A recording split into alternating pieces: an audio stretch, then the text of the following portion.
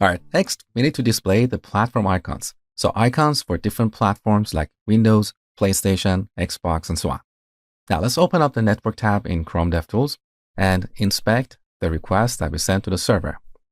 Now here, let's expand the results property. So here are our game objects. Now each game has a property called parent platforms. We also have platforms, which is a more comprehensive list. For example, if the game is implemented for PlayStation, in parent platforms, we have only one object that represents PlayStation. But in platforms, we can have multiple objects for different versions of PlayStation, like PS4, PS5, and so on. Okay. Now to show the icons, we're going to look at the parent platforms property. Now in this array, we have a bunch of objects, but each object is not a platform object. Let me show you what I mean. So let's expand one of these objects. This object has a property called platform, which is a platform object. See what I mean? So this is what I call a design smell. This shouldn't have been designed this way. It would be nicer if we had one or more platform objects inside this array. But now each object has a platform property, which is a platform object. Anyhow, it is what it is. We have to deal with it. So back to our project. Now the first thing we want to do is add the parent platforms property to our game interface. Now let me show you a new shortcut. Let's say we don't know where the game interface is defined. Here on Mac, we can press Command and T. On Windows, you can press Control and T.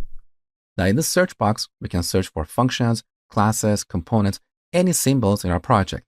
So if I type game, now we can see that the game interface is defined in this file. Okay. So let's add parent underline platforms. Now here we need to define another interface that represents our platform objects. Each platform has three properties: ID, which is a number, name, which is a string, and slug, which is also a string. Now, the tricky part here is that the parent platforms is not a platform array. It's an array of objects where each object has a property called platform of type platform. This is the design smell that I was talking about, okay? With that, we can go to our game card. Now we're going to implement this feature step by step using really tiny steps. So we don't want to worry about rendering icons.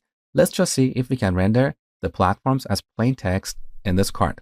So right after the heading, we go to game.parentPlatforms and map each platform to a text component defined in Chakra. Now here we want to render the name of the platform, but if we type platform dot, we don't see the name property because each object that we have here has a platform property. So we either have to type platform.platform.name, which is very ugly, or a better way is to destructure this and grab the platform property. With this, we don't need to repeat platform twice. Okay, that's better. So let's see if this is working. Back to the browser. All right, so we see our platforms like PC, PlayStation, and so on. Beautiful. The next step is rendering the icons. And for that, we're going to use the React Icons library. So here in the terminal, let's install React Icons version 4.7.1. Lovely. Now to render the icons, we need a mapping between the name of a platform and an icon.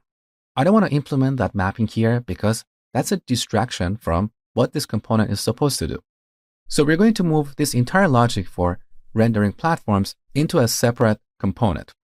So here in the components folder, let's add a new file called platform icon less.tsx. Now we should give this a prop, which is going to be an array of platform objects. So let's use an interface to define the shape of props. Here we want to add a property called platforms, which is going to be an array of platform objects. Now to access this interface, we need to export it from this module. Okay, now back to this component. Let's import the platform interface. Good. So our props is ready. Now let's add it to our component. So platforms, props. Good.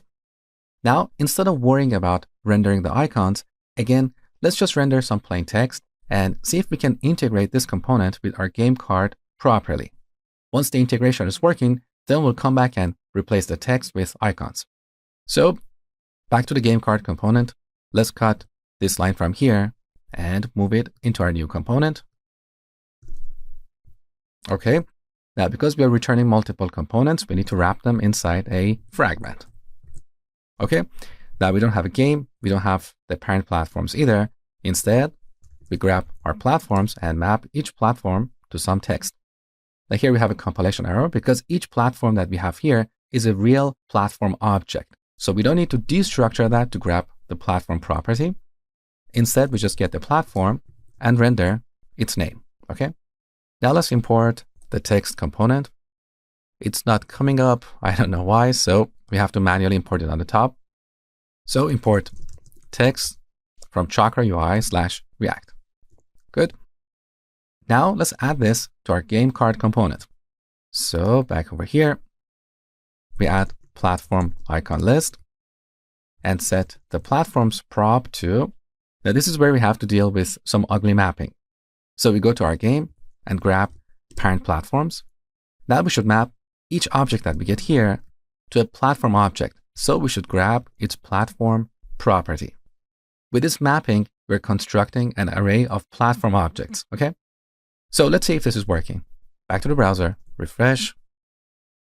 All right, beautiful. The final step is replacing these labels with icons. So back to the platform icon list component. Here we should import a bunch of components from the React icons library. First, we should remove the import statement for importing React because we don't need it.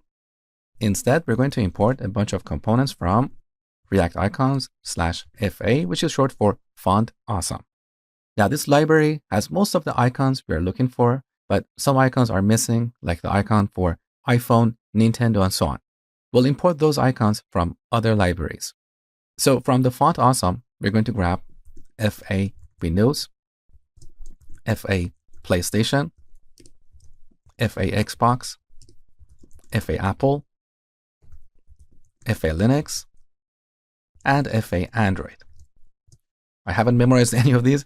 I'm using my cheat sheet. So let's save the changes. These are the icons we are importing from the Font Awesome library. Next, we should import MD phone iPhone. Make sure to spell it properly from React icons/MD, which is material design. Then we need to import SI Nintendo from React icons/SI. I'm not sure what SI is short for here. I haven't used this library in the past. We should also import BS Globe from React icons/BS, which is Bootstrap. So these are all the icons we need. Now we need to map the name of each platform to an icon. For that, we are not going to write a bunch of if statements. That's really ugly. Instead, we should use an object as a map. So up here, we define an object called icon map. In this object, we're going to have keys that represent the slug of each platform. Each platform has a name like PlayStation. So here the letters P and S are capitalized, but each platform also has a slug where all the letters are in lowercase. You can think of a slug as a textual ID. Generally speaking, it's better to rely on the slug because it's not supposed to change. Okay? So here, we want to map the slug of each platform to an icon component. For example, we can map PC to FA Windows, PlayStation to FA PlayStation, Xbox to FA Xbox, Nintendo to SI Nintendo, Mac to FA Apple, Linux to FA Linux, iOS to MD phone iPhone, and finally web to BS Globe. Now that we have this map object, we can replace this text component with an icon component. So let's remove this line. We're going to use the icon component defined in Chakra. Now this component has a prop called as, which we can set to an icon component that we import from React library. So here we should pass icon map of platform.slug to render the icon dynamically. Okay. Now here we have a couple of compilation errors. The first one is saying cannot find name icon. Apparently the import statement didn't work. So let me manually import it from Chakra UI/React. Good. Now I just realized that I forgot to add the icon for Android. So let's add that right here. That's going to be FA Android. Okay. Now we have another compilation error saying element implicitly has an any type because expression of type string can't be used to index type. It's one of those weird TypeScript errors that most people figure out by Googling. To solve this problem, we have to annotate icon map and say, this is an object. In this object, we're going to have any number of string keys. So in square brackets, we type key of type string. This is called an index signature. So this represents a key or a property in this object. So here we have various keys like PC, PlayStation, and so on. By using an index signature syntax, we don't have to specify the name of these keys. So far, we always relied on the name, like name has to be a string. But when we wrap this in square brackets, we are defining an index signature. So here we say this object has any number of keys of type string. We don't care about the names. Now each key is mapped to a value of type icon type. This is defined in React icons library. With that, the error goes away. Okay. Now we want to render these icons horizontally. So let's put them inside an HStack component. Good. Let's see what we get. So here are our icons. Beautiful. Now there are a couple of things I want to improve here. Currently, the color of these icons is the same as the color of the heading, and this creates visual noise. So I want to make these icons a little bit darker to clean up this interface. So back to our icon. Here we set the color to gray.500. What is this? Well, in Chakra, we have various colors, and each color comes in different shades. Let me show you where you can find them. So back to Chakra documentation. Let's go to Style System. And down here, look at the default theme.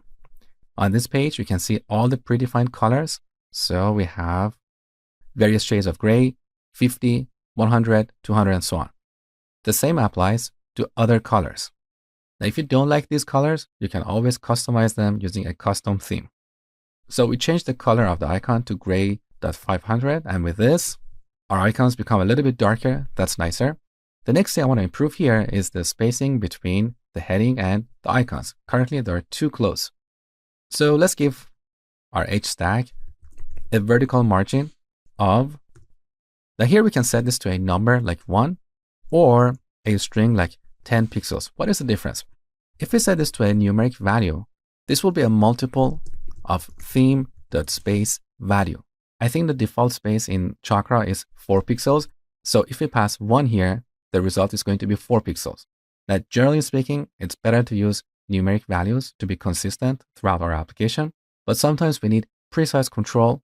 In those situations, we can use an exact pixel value. Okay.